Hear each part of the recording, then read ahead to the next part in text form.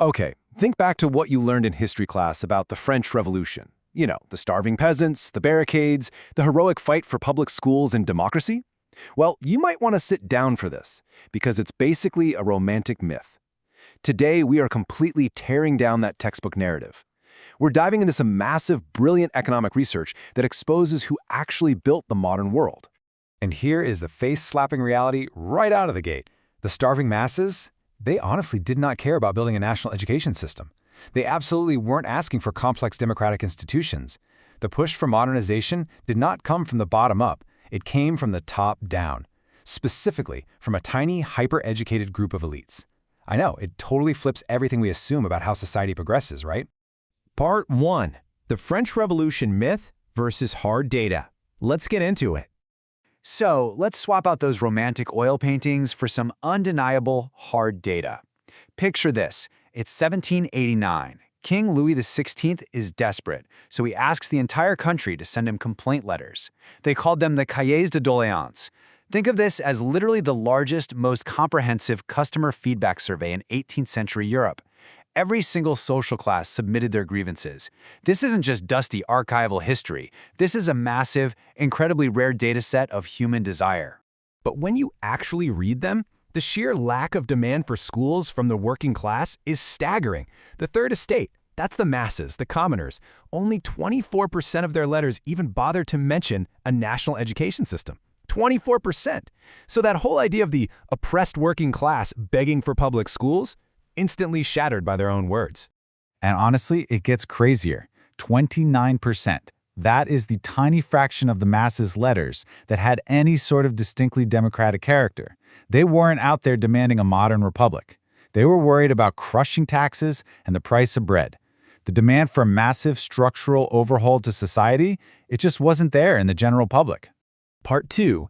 Enter the knowledge elites.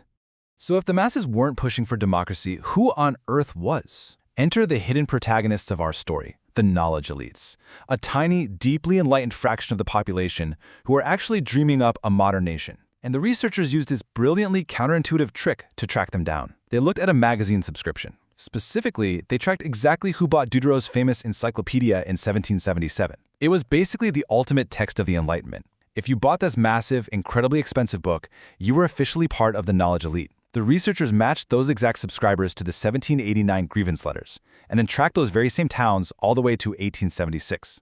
And boom, this is the smoking gun. The regions that had more encyclopedia subscribers back in 1777 were the exact same regions actively demanding a national education system in 1789. The presence of this tiny, enlightened elite perfectly predicted whether a local area was going to demand modernization. Now you might be thinking, well, couldn't this just be about knowing how to read? Nope, absolutely not. General literacy had literally zero correlation with demanding mass education. Just knowing how to read didn't make a population want schools. Only specific, enlightened knowledge drove the demand for radical societal change.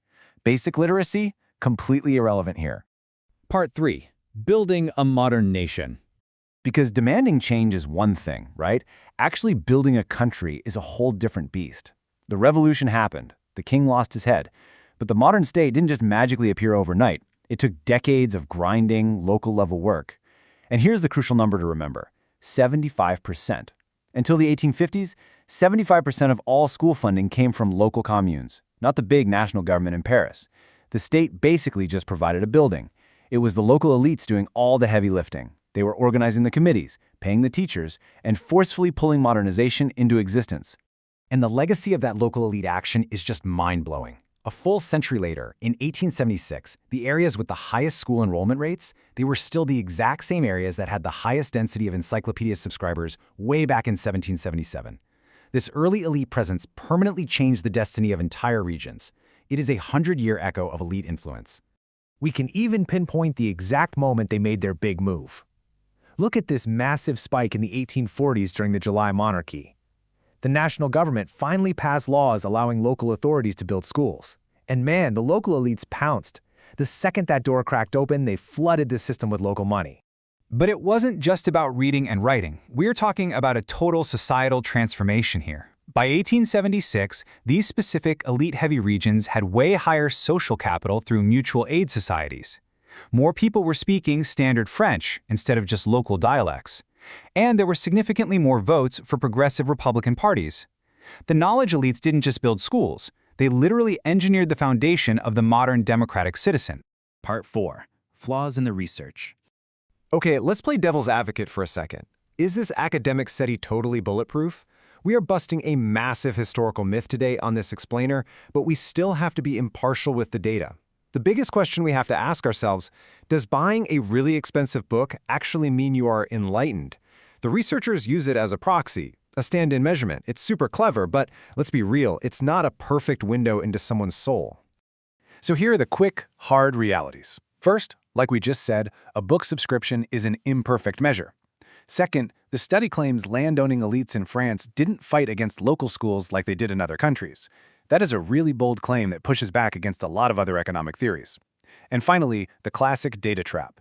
Could there be some invisible, underlying economic engine in these towns? Something that made people rich enough to buy fancy books in 1777 and also build schools in 1840? Historical data is incredibly messy, and we absolutely have to acknowledge that. Part 5. The ultimate takeaway. But even with those academic caveats, the core finding of this data is undeniable. It completely forces us to rewrite the script on how progress actually happens.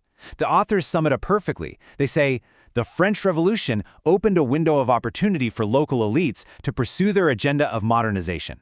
The revolution itself didn't create the modern world. It just burned down the old house. It was the knowledge elites who stepped into the ashes with the blueprint and built the modern world we live in right now. And that leaves us with a highly uncomfortable question. Today, we constantly wait for these massive grassroots movements to drive societal change. But if history proves the masses don't actually drive modernization, are we waiting for the wrong saviors right now? Thanks for diving into the hard data with me on this explainer. Keep questioning the narrative, and I'll see you next time.